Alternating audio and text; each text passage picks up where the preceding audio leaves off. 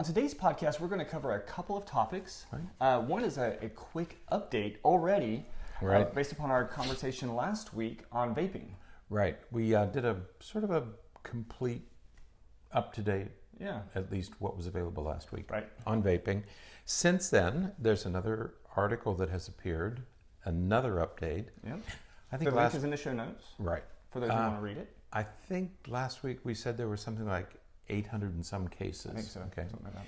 Since then, the number's written to 1,299, about 1,300 cases. So almost 50% more. Right, have been reported. And there are two alarming things about this. One is that there's no falling off. Right. It seems like people aren't paying attention, Right. continuing to vape. Cases are increasing. Second problem is we're entering the flu season. Right. And this is an article written by physicians for physicians. Right. In fact, the title of it is A New Name and Expanded Clinical Guidance. Right. Okay, because it really is becoming a health emergency now. It is. It was one thing in the summer. In the summer months, it's pretty easy to determine whether something is a respiratory infection or a lung infection. Mm-hmm. But now that we're getting into flu season, what has physicians concerned, it's going to be very difficult to distinguish between vaping, a lung infection, Right. and a respiratory problem, Right. a lung illness. Right. Okay, so with the flu season coming, we're going to have an increase in lung illness.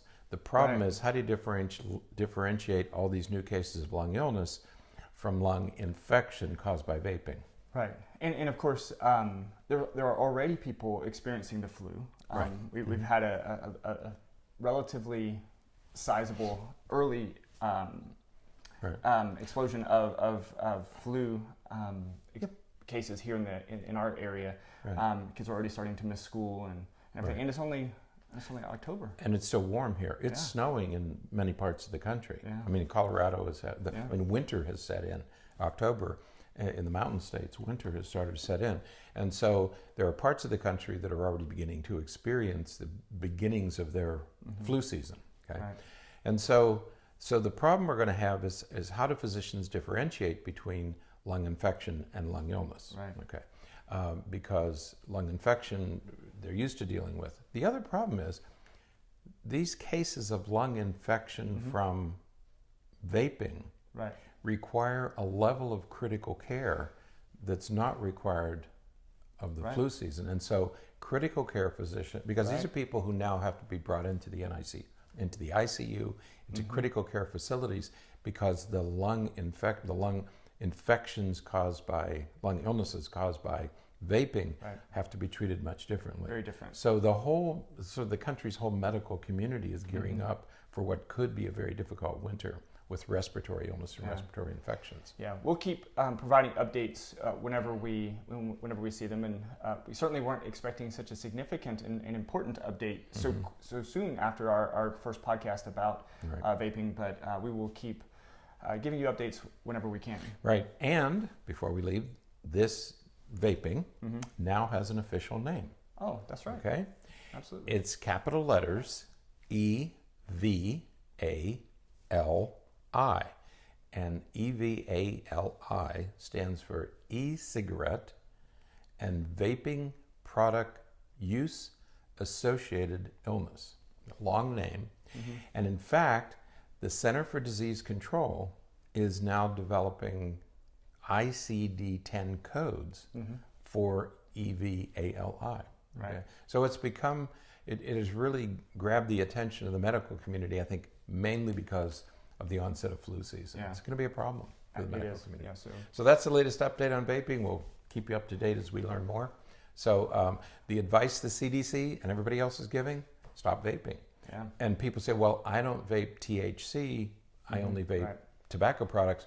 Keep in mind, 13% of the cases are tobacco products only. Right. So you're not safe just vaping nicotine. Yeah. So Okay, so be careful. And get a flu shot and a pneumonia shot. that's true. That's the other thing I said. Stop vaping, get a flu shot, and get a pneumonia shot. Yeah. Okay, so get ready. Get ready for it. Mm-hmm. All right. Now, the main part of today's podcast is going to be about domestic violence. Actually, Right. October is there's a couple of it seems like every month is something new, and multiple things. So October is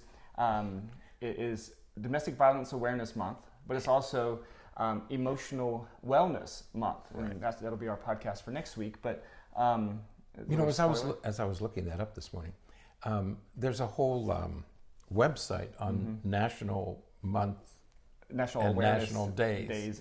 So there's a whole list of them. Yeah. So, but some we want to take. I think some of them are silly. National Hot Dog Day or something. Not too long ago it was National Talk Like a Pirate Day. That's right. September something. Yeah. It was National Talk Like a Pirate. Mateys. Yeah. So, but these are more serious. October is Domestic Violence Month, and also Emotional Wellness Month. And we want to talk a little bit about that. Yeah. But first, we want to talk about domestic violence. Right, and the reason we're going to talk about that is because last Friday, this past Friday, we had the opportunity to participate in a forum on domestic violence, and more specifically, the effects of domestic violence on children, and children's development. Right. And several of us from here at the practice had the opportunity to do a talk. And the goal was, this is just some behind the scenes stuff, the goal was to record the symposium, all the talks, and post all those talks as individual podcasts and videos on YouTube and stuff. There's a reason I'm beginning to cringe. But we weren't able to do that. Well, we becomes I. But it's okay. Despite a careful tutorial by Dr. Berney on how to get all this software and hardware working properly, yours truly once again fell short. Well, it's okay. I should. The original intent was for me to be there first thing in the morning as well, and but I wasn't able to make it there because I had to go to a couple of my schools on Friday morning, so I wasn't able to get there. But one click of a mouse, I should have been able to handle that, right? But it's okay. No, well. So we weren't able to record. We wanted to record it. We wanted to post it on Facebook Live. Did Facebook Live? That didn't work either. No, that didn't work either. And that was really just. Yeah. So it's okay. So my apologies. One of the things about emotional wellness is taking responsibility. Right. I take responsibility for my shortcomings on that one. Yeah. So I do apologize because it was a lot of valuable information It was given out that day, and I apologize for my lack of technical expertise, abilities. But it's okay. Because it would have been worth having and recording. Yeah. Mm-hmm. But it went very well. There were a couple of hundred in attendance, people from different walks of life, different professional agencies and groups and organizations. Did you know that this is a very difficult symposium to get a seat at? That's what I heard, yeah. I was told that while we were there. People sign up a year or two in advance to be able to attend this conference. Yeah. I did not know that. Yeah. It's really an interesting thing. We happen to live in what's called the 10th Judicial District, 10th Judicial Circuit. Right. It consists of 3 counties, our county of Polk and Hardy and Highlands County south of us. And the judges, what I was impressed by with this is this whole movement has the support and energy of the judges who sit in these courtrooms making decisions about domestic violence cases. Right. And the judges were in attendance. Yeah. And one of the judges actually runs this whole thing. She acted as the master of ceremonies. And I was very impressed with their involvement in domestic violence and the management of domestic violence in these 3 counties. Right. The judges were there, the clerks of court were there, their assistants were there, and of course all the frontline workers were in attendance. There were over 250 people in attendance. Yeah. Okay. And this year's theme was about children. Apparently in the past they've talked about victims, and this year they wanted to focus on children, and they asked if we would be willing to assist in some way. And so 4 of us joined Chris Lawley, we'll talk about him in a second, in presenting specific information about various topics about the effects of domestic violence on children. Right. So so Chris Lawley, he spoke about, he kind of introduced the idea of ACEs and the adverse childhood experiences, one of which is exposure or witnessing domestic violence or aggression in the home. Right. But there's many others, and we've talked about ACEs many times here on the podcast. So. Right. Yeah, Chris is the executive director of Prevent Child Abuse Florida, which is part of a larger ounce of prevention program here in our state. He has years and years, 30 years experience in this field, and is now directing this important organization. And he showed a film about the ACEs study. And if many of you are aware of ACEs, ACES stands for Adverse Childhood Experiences Study. Right. It was done in the 1990s by a couple of pediatricians who said, or physicians who wondered about why people don't lose weight when they're in these really good weight reduction programs. Right. And they went back and looked at family dynamics. Right. Okay. And then a few years later, a pediatrician in San Francisco had the same thought, and she looked at their data and said, what are the outcomes of these kids later on? And what she did initially is she looked at their physical outcomes. Right. More heart disease, more strokes, more obesity, shorter lifespan. Okay? And there's something about early childhood experiences that affect a person's physical health, later physical health, but also their mental health. Right. And what these researchers were able to do was to identify 10 characteristics, 10 issues. 10 traumas, traumatic experiences. Sources of trauma, right?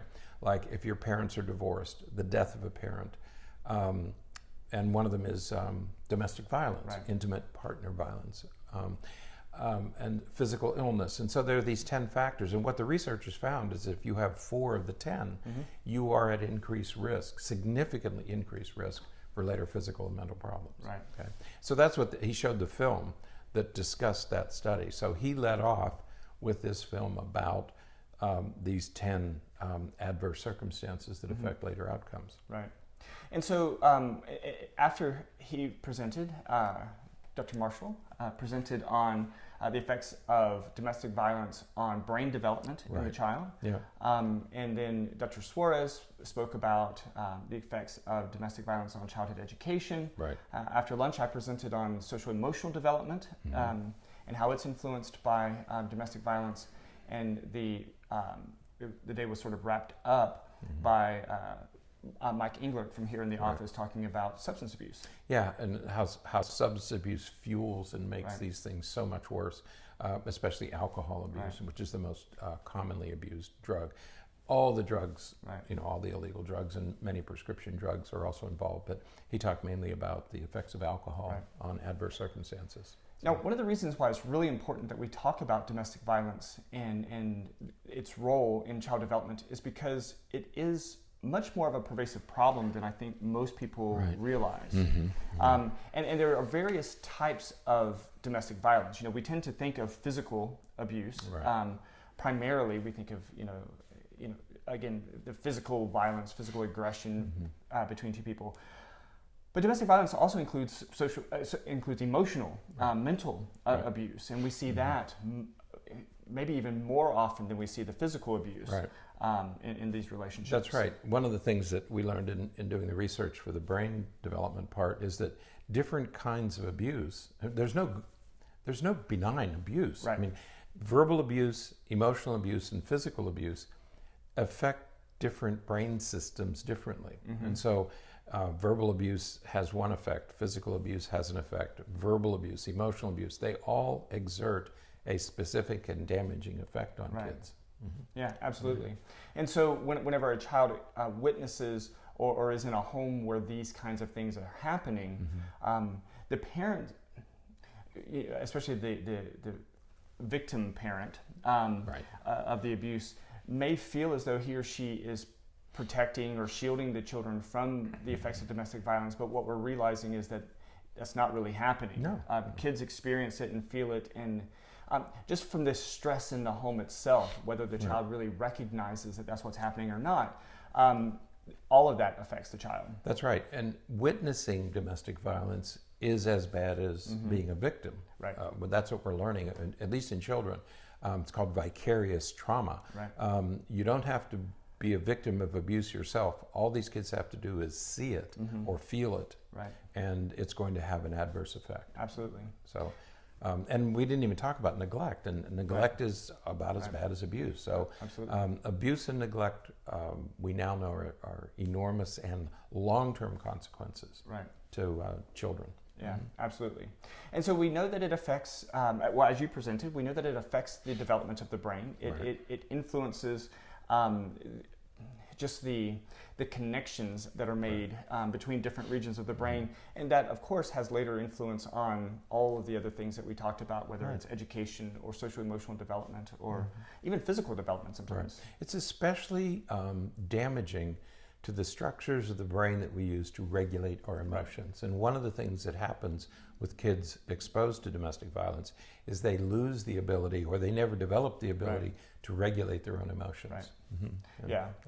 And that was that's what you talked about. The crux of my conversation with the audience, that when kids experience that, and I didn't talk about the brain as much because I knew that you hit on that, but what I focused on is sort of the issues related to attachment and the issues related to modeling. That's right.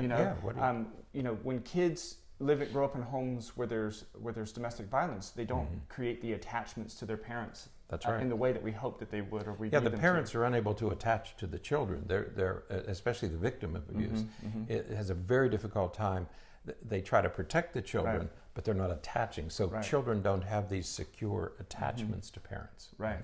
But maybe even more significant is the idea of modeling. Right. When a child sees that conflict is resolved through domestic violence, or through arguing, or through demeaning, or other physical or verbal abuses, why would we be surprised that would be the strategy that kids would use as they experience conflict? Yeah, kids model. They do what they see, not what they hear. I mean, we can tell our kids a lot of things, but they're going to model. They're going to model what they see, not what they hear. So if they're watching parents screaming and cursing and hitting, that's what they're going to learn, and that's what they're going to repeat when they leave the home. Absolutely. And we want kids to be able to regulate those emotions. And we've talked before on the podcast that there's certain stages that you hope that kids attain different skills by, and certainly by kindergarten we hope that they're socialized so that they can take direction from other teachers, and that begins with the development of social emotional skills. Right. But certainly by third grade, 8 years old, is where we really hope that they have that behavioral and emotional regulation skills. And we know that if kids don't have those skills by the time they're in third grade, we could be in trouble as it relates to their ongoing development. Right. If a child can't self-regulate by the end of third grade, chances are they're never going to develop that ability. Right. So we call these sensitive periods or critical periods, because if a kid isn't able to control his or her behavior and emotions by 8 years of age, there's a good likelihood that it may never develop, and this is going to be a chronic behavior problem. Right, absolutely. And it's not their fault. Right. I mean, we blame the children. We always blame the children. It's not the children's fault. It's what they've been exposed to and what they've seen and what they model. Absolutely. I began my talk with a quiz for the audience. I asked them if they knew what the earliest social-emotional developmental milestone was, and how early it started. And a few guessed correctly that the first social-emotional developmental milestone is the social smile that we see in infancy. But it's not an easy question. They had a little bit more difficulty recognizing the fact that that social smile can begin as early as 1 month of age. Right. And so these skills start very, very early. So again, when you're in a home complicated by domestic violence, the availability of either parent to be able to provide the child the interactions and the engagement and the attachment styles that are needed for that child to begin that process that early, it's more limited when the home is complicated that way. So again, it's all the reasons of why it's important that we're talking about this. Yeah, the brain's going to learn what it's exposed to. Yep. I mean, that's the thing. The brain doesn't come out with these abilities, with these skills already formed. You form them by interacting with your environment. Absolutely. And if it's a violent environment, that's what the brain is going to develop. Right. If it's a calm, nurturing environment, that's what the brain will do. Right. So, Yeah. One of the schools that I work at has up on this whiteboard Maslow's hierarchy of needs, and I really like that they have it. And I don't know the context for which it was written up there. Wonder why. But it stays there, and it's been there every time that I've been at the school. This is in the office, and what I really like about the idea that it's there is they identify what the different levels are. And so when we have conversations about some of these students, we can talk about difficulties in the academic setting. This is some of what Dr. Suarez talked about. Right. Difficulties in the academic setting that stem from homes complicated by domestic violence. You know, if you have a child who is scared about what's happening at home, if they're worried about their mom, or they're scared of their father, or scared of their mother and worried about their father, either way, when those things are happening, how in the world do we expect the child to come to school and learn some of the critical things that they need to learn to be able to be successful and to master some of the skills we need them to master? They're at the survival level. You know, they're at the safety level, right. Which is one of the base levels of the hierarchy of needs.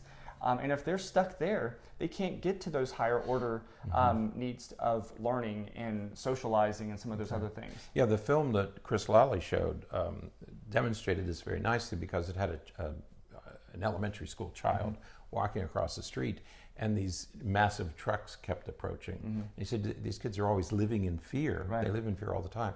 Well, if you're on alert for danger, you're not going to be able to focus on school. Absolutely. Okay? And that's what Dr. Suarez talked about. She expanded on that issue in her talk, is that if you're worried about who's going to be home tonight, what's going to happen when I get home, will somebody come home drunk, will somebody come home high, and will somebody get beaten up? If that's what you're thinking about in school, I can assure you that you're not going to be thinking about reading and math and spelling. Right. Okay? Right. So the effects, again, the effects of domestic violence. I know that, in talking with a lot of people who have been victims of domestic violence, again, they work really hard and they feel as though they're doing the best they can to shield their children and protect their children. But we do know that it does have an effect, and the effect is there. Oftentimes, again, whether the child is fully cognizant that it's happening or not. Right. It doesn't require the child to say, I'm feeling this way because I know that this is happening at home. No. All it requires is that this is happening at home and we can see the effects on the child. That's right. And they're not even able to articulate what they're feeling. They live in this constant state of fear and anxiety. But yet we still, put it all on the child. He's not paying attention, he's not motivated. And we re-traumatize them in school. But I think several of us made that point that we always tend to blame the child. The child's not motivated, the child's not behaving, the child's not listening. So this child is it's voluntary misbehavior, voluntary deviance. And for most of these kids, it has nothing to do with voluntary disobedience. It is the trauma coming out. And so we bring them into schools or churches or organizations or sports teams, and we start yelling and screaming at them. We're just re-traumatizing them in these other places, and then we wonder why they get dark, why they go dark, and why they get angry with us, because we then start to look like their parents. Yeah, anytime people get really frustrated with a kid, the thing that I think of, or the thing that I would certainly encourage others to think of, is where did he learn that behavior? There's nothing that really gets to an adult more than a child who curses at them. Many kids who curse that way don't even realize what they're saying, especially really young kids. Don't even realize what they're saying. It's just what they've heard. That's what they hear at home. And so if they hear, somebody does something that the other person doesn't like, and that person is yelling and using curse words and or even name words calling, and name calling, and all you're that. Stupid, or you're this, or you're that. Why wouldn't we expect the child to do the same? Right. One of the things we hear repeatedly in our talks around the country is that the biggest struggles are with kindergarten children. Okay, well, it's kindergarten children who are simply repeating what they have heard for the first 5 years of life. Absolutely. Okay? And there are homes where parents have no filter. They say words that children shouldn't hear. And those children come in, they don't know that there's a moral value to those words. Right. It's just one of the words in their vocabulary. Yep. But when they do that in school, then they're punished for it, without thinking that maybe the kid's just repeating what he or she has heard. Yeah, because that's most likely the case. So, now I ended my talk with some hope. The hope that we know that the development of good social emotional skills can protect us to some extent from the effects of some of these early childhood experiences. And what the research has demonstrated repeatedly is that it takes one person. That's right. It takes one person to turn it around. Right. Yep. It takes one person to believe in the child, to have faith in the child, to show the child that the child matters. And just that one person, who's often a teacher or a clergy person or coach. Coaches do it. Could be anyone that shows that kind of interest and gives that type of attention and connection to the child can protect, provide those resilience factors to help the child overcome some of the ill effects of domestic violence and some of these other childhood experiences. Yeah, the good news is, the bad news is that these changes can have lifelong effects. The good news is that there are ways to correct some of these things. Right. And there's a program that there are several programs. One of the ones that I saw was at the University of Georgia. And it's for children of poverty between the ages of 7 and 11, or 11 and 12, that sort of late elementary, early middle school age. Yeah. And it's simply a 7-week, which is not very much time, 7-week parent training program has been able to offset some of these disadvantages. Yeah. So these ill effects can be reversed in a relatively short period of time. Yeah. And when you compare 7 weeks to 11 years, that you can reverse some of these negative effects of adverse experiences. Yeah. So there is hope. There are a couple of programs like that. Most of them are parent training programs, teaching the parents how to do things differently. Yeah, I certainly have some people in my life, some friends. Who have been through some really challenging, who went through some of those really challenging things early in life between domestic violence and other traumas and abuses early in life, and are just amazing people. You know, they have overcome so many of those what we see as anticipated limitations, but yet they have defied all of those. And so there is hope, is what I'm getting to. There is hope, and there is the potential for being able to overcome a lot of these issues. And we've seen it firsthand with some of the people that we know and some of the people that are important to us. And it's amazing when you can see that happen. And so it makes you even more motivated to work with some of these kids who are experiencing this stuff so they too can overcome some of these limitations. Yeah, and you always hear that. People say, well, this person made it out of poverty, or this person, well, his brother did okay, why can't he do okay? In most cases, if you talk to people, they will talk about a mentor. In my talk, I mentioned Oprah Winfrey, Maya Angelou, and Ben Carson. Each one of them can remember very clearly the person who turned their lives around. They were all headed for disaster, all three of them. And any of the three could have either been killed or incarcerated by the time they were teenagers. In fact, Ben Carson was threatened by a judge that if you come back here once more, you're going to jail. Each one of them talk about a mentor that changed their lives. The other thing to remember is when we talk about resilience is a good thing, but not everybody's resilient. Right. And there is some research now that suggests that people who are resilient may have inadequate brain connectivity. People who are not resilient. People who are resilient. Oh, people who are resilient. It may be that they're an accident of nature. Oh, right. Because their brains aren't remembering the trauma as much as if you have normal connections. Right. So if there's a reason to have an abnormal brain, there's your reason. That's right. It's like being allergic to cow's milk, It's almost like a mutation that people who don't seem to be, of course, they're not affected by much of anything, is the problem. But they're resilient because the they don't have the brain connectivity that neurotypical people might have, and so the effects aren't as significant. So don't jump to that conclusion like, well, his brother overcame it, why can't she overcome it? Well, because maybe her brain is different than her brother's. Right. So Absolutely. don't judge too harshly, because there's research that suggests that they're being deceived by their brains. Yeah. So, all right. But so that's about it for today. If you are in a home complicated by domestic violence, or if you have a loved one or someone that you know that is in a home complicated by domestic violence, encourage that person or encourage yourself to get help and to get support. We recognize that it's really difficult to get out of those situations. Right. We know that it's really, really difficult to get out of those situations. No, it really, really is. I mean, there are financial considerations, child considerations. So we know it's extraordinarily difficult, but there is help. And you do have the legal profession. I was very impressed with these judges.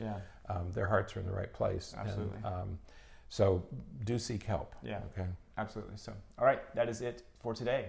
Until next time, stay happy, stay healthy, and forget to be afraid.